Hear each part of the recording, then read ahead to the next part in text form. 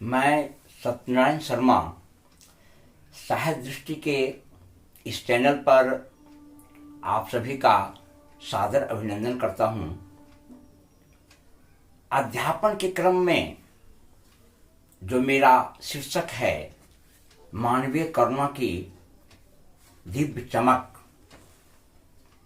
इस संदर्भ में मैं यहाँ तक व्याख्या कर चुका हूँ कि फादर बुल्के इस तथ्य को पूर्ण रूपेण स्वीकार कर लिए कि वह भारत के हैं, उनका देश भारत है और भारत से बाहर उनका कोई अलग प्रकार की भावनाएं नहीं है कि मैं बेल्जियम का रहने वाला था, मैं भारत को अपनी कर्मभूमि बनाया, इसलिए बेल्जियम से भी मेरा लगाव है। अपने घर रेम्सटेपल बार बार कभी वह जाया करते थे। माँ की याद बहुत आती थी और पत्राचार के माध्यम से संबंध स्थापित होता था। लेकिन जब इनसे बहुत सारे प्रश्न पूछे गए तो इन्होंने एक ही उत्तर दिया, मैं तो सन्यासी हूं। और एक सन्यासी से बार बार एक लौकिकता भरा प्रश्न पूछना, सांसारिक प्रश्न पूछना, पारिवारिक संदर्भों की व्याख्या करना, यह शोभा नहीं देता है। इसलिए मैं तो सन्यास ग्रहण कर लिया हूं। और सन्यासी व्यक्ति के लिए पूरा पृथ्वी ही वसुधैव कुटुंबकम की भावनाओं से ओतप्रोत हो जाया करती है। पृथ्वी ही उसका परिवार है। पृथ्वी के जन जन में वह ईश्वर की अलौकिक झांकी को देखता है और उस अलौकिक झांकी के माध्यम से वह अलौकिक आनंद भी प्राप्त करता है। एक साधक साधना और साध्य, साधक साधना और साध्य, यह मनुष्य की एक विशेष प्रकार की विशेषता होती है। प्रत्येक व्यक्ति साधक है और उसकी साधना किस प्रकार की है, उसी के आधार पर वह साध्य तक पहुंचता है। प्रत्येक व्यक्ति साधक है और जो साधना में अपने आप को पूर्ण रूपेण एक मेक कर लेता है, जो साधना को अपने जीवन का एक हिस्सा बना लेता है, साधना में जो अनेक प्रकार की चुनौतियां हैं, अनेक प्रकार का संघर्ष है, उन संघर्ष में ही वह आनंद की अनुभूति करता है। वह साधक साध्य की तरफ बढ़ता चला जाता है। कामिल बुल्के में इस प्रकार की विशेषताएं भरी हुई थी। वह जीवन के एक ऐसे साधक थे जहां पर संन्यासपन ही उनके जीवन का साध था और संन्यासपन का तात्पर्य उनके जीवन का यह हिस्सा था कि संन्यास अपने सुख के लिए नहीं, लौकिकता से भागने के लिए नहीं, बल्कि संसार में रहते हुए मानव को, संसार में जो मनुष्य जी रहा है, उनके पथ को आलोकित करने के लिए उन्होंने संन्यास को ग्रहण किया। इसलिए जब कभी उनके ऊपर एक दबाव भरा हुआ प्रश्न खड़ा होता है कि आपको क्या घर की याद नहीं आती, तो उन्होंने कहा मैं तो सन्यासी हूं। और सन्यासी तात्पर्य कि जहां है वहीं उसका घर है, उससे बाहर उसका कुछ भी नहीं है। सन्यासी व्यक्ति जहां कहीं है वह अपने आप में आनंदित है। उसे संसार का मोह अपनी ओर आकृष्ट नहीं करता है।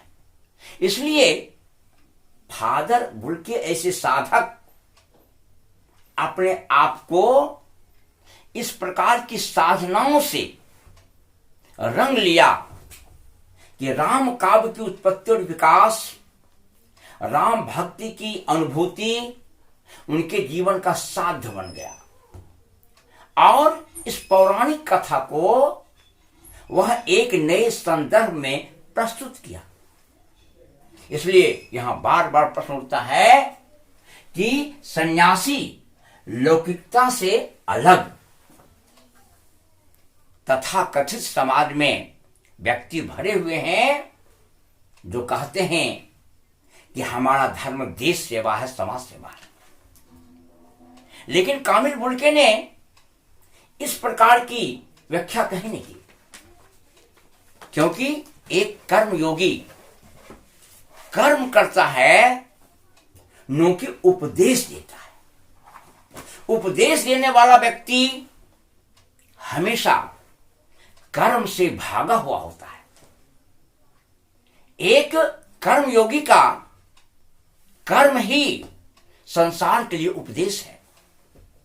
उसके पास कहने के लिए कुछ भी नहीं है, उसके पास तो मात्र करने के लिए सब कुछ है। इसलिए उन्होंने इस बात की व्याख्या नहीं की, उन्होंने अपने कर्म को ही जीवन का एक आधार बनाया और वह कर्म भाषा और साहित्य, वह भाषा तो हिंदी, जहां पर जनमानस में एक अपार संभावनाएं बनी हुई है, अनेक प्रकार की अनुभूतियां जहां समाहित है। इसलिए कहा जाता है कि सन्यास लौकिकता से अलग, तथा कथित रूप में जो हम पाते हैं वैसी नहीं। और दूसरी बात हो जाती है कि उनके चारित्रिक विशेषताओं से ही, उनके बालपन के स्वभाव से ही उनकी मां इस बात को समझ गई थी कि यह बालक मेरे हाथ से निकल गया, इस बालक से मैं जीवन के गृहस्थपन की, जीवन के एक पारिवारिक सुख की कल्पना नहीं की जा सकती है।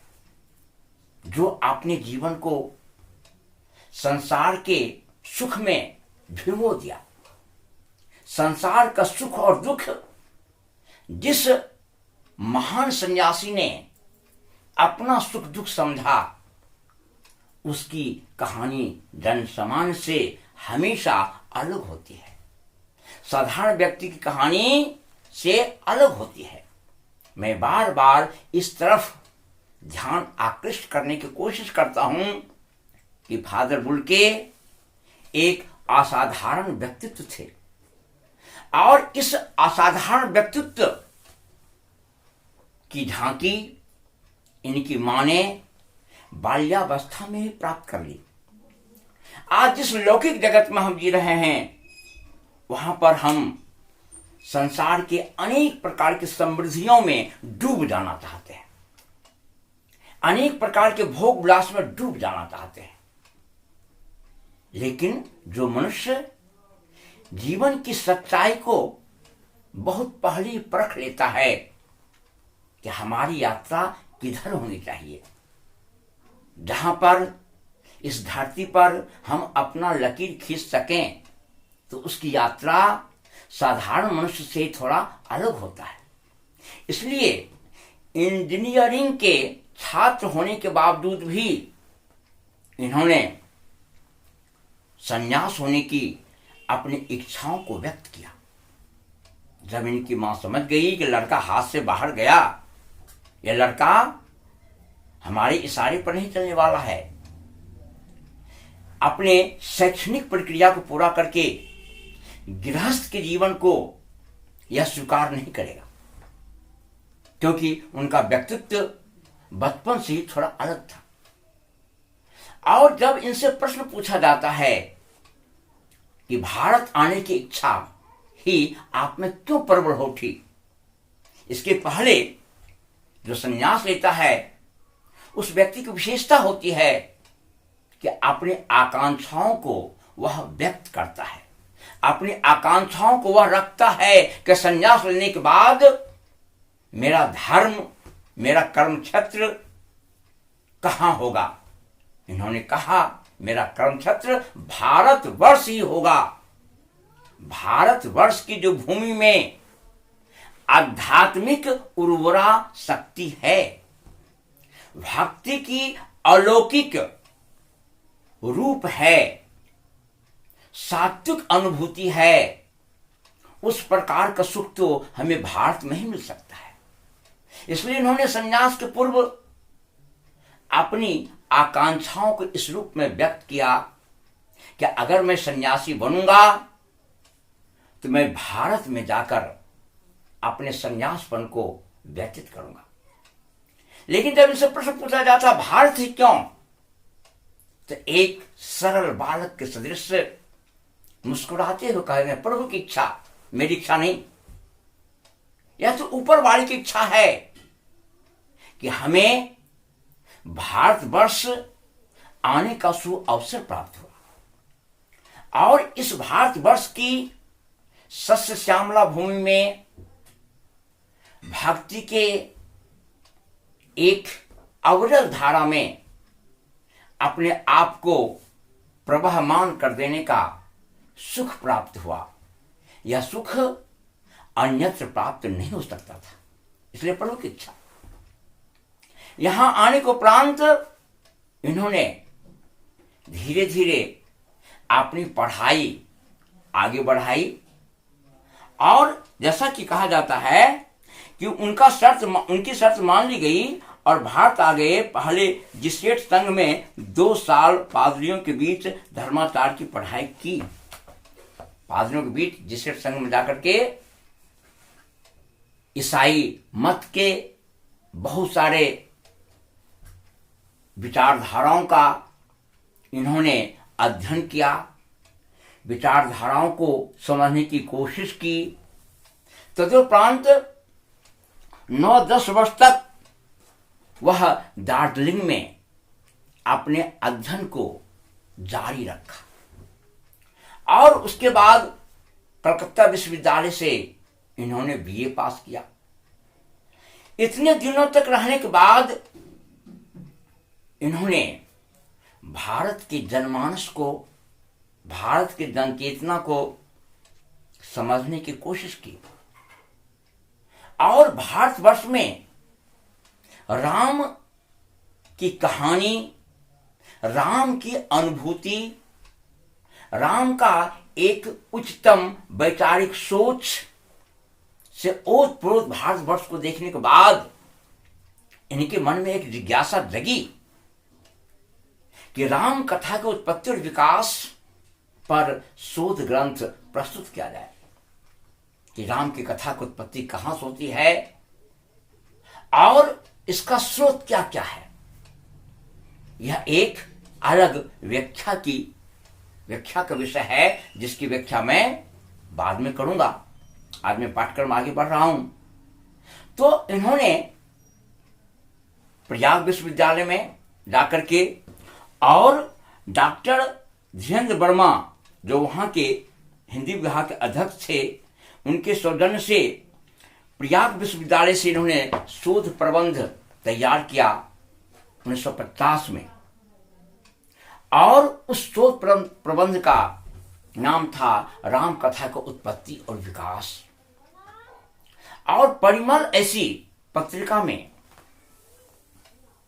इसका प्रकाशन किया गया, इसे प्रकाशित किया गया और इसे पूर्ण रूपेण पढ़ा गया। हम पाते हैं एक साहित्यिक परिवेश, किसी कथा का विकास का स्रोत के अंदर जब हम प्रवेश करते हैं तब हमें पता चलता है किस महापुरुष की बौद्धिक ऊंचाई किस प्रकार की है। राम की कथाएं भारत में विभिन्न रूप में व्याप्त है। जिसकी व्याख्या समुचित रूप से होनी चाहिए कि अनेक प्रकार की भाषाओं में रामायण की रचना अलग अलग ढंग से हुई है। सबकी कथा वस्तु अलग अलग प्रकार की है, चाहे वह तमिल हो, चाहे वह बंगला हो, चाहे वह असमी हो, चाहे वह उड़िया हो, चाहे वह मलयालम हो। सभी भाषाओं में रामायण की रचना की गई। सभी कवियों ने अपनी अपनी आस्थाओं को, अपनी अपनी कथाओं को अलग अलग ढंग से प्रस्तुत किया। उसके बाद इन्होंने हिंदी की सेवा के लिए अनेक प्रकार का कार्य किया। यह रांची विश्वविद्यालय में, जैसा मैं पूर्व में कह चुका हूं, कि हिंदी और संस्कृत विभाग के अध्यक्ष थे और हिंदी और संस्कृत पर इनका अध्ययन बहुत ही गहराई को स्पर्श किया।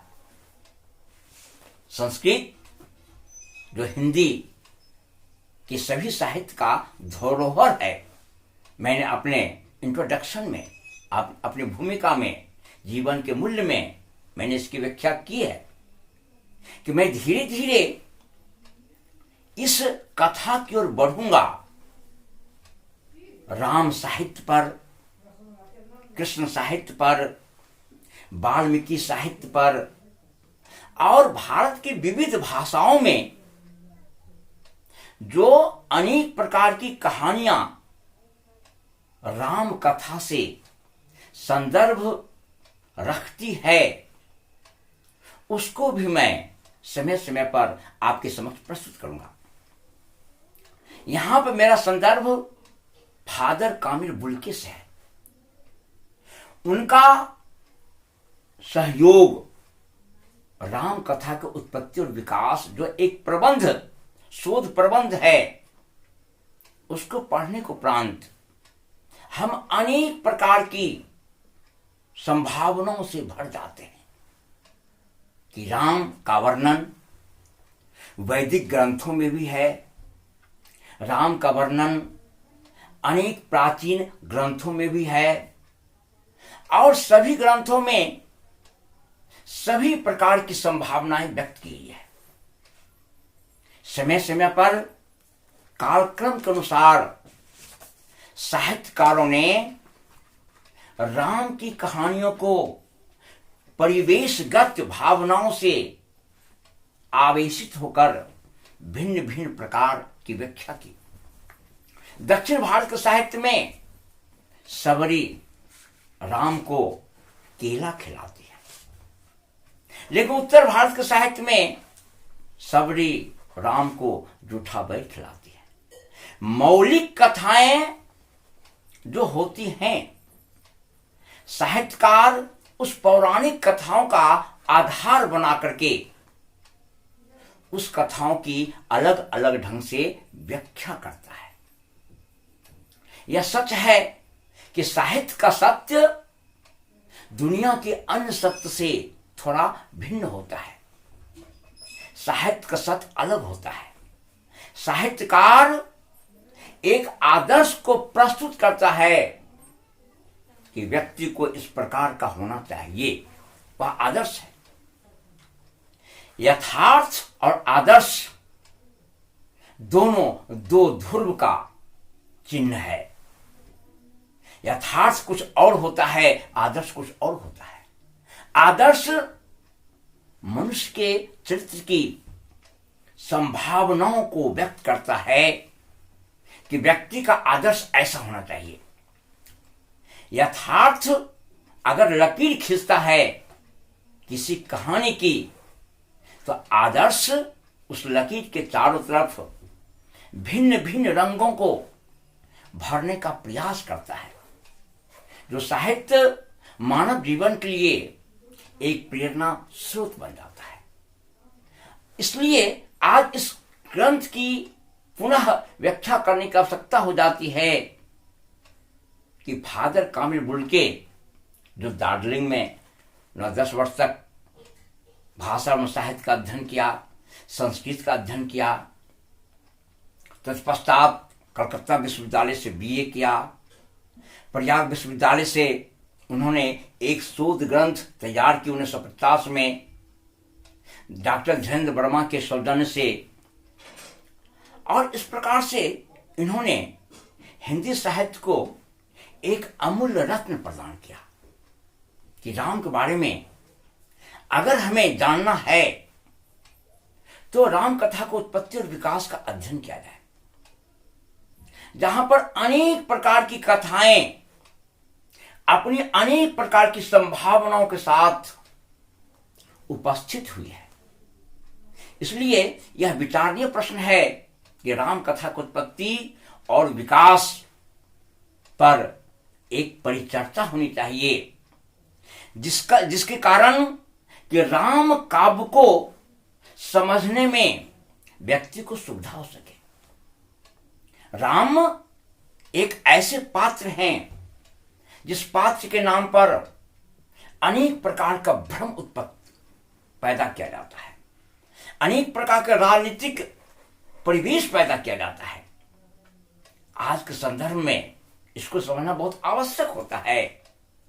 इस महानायक का जो कोई व्यक्ति एक गलत अर्थ में प्रस्तुत करता है, उसे राम की कथा को पुनः समझ नहीं कर सकता है।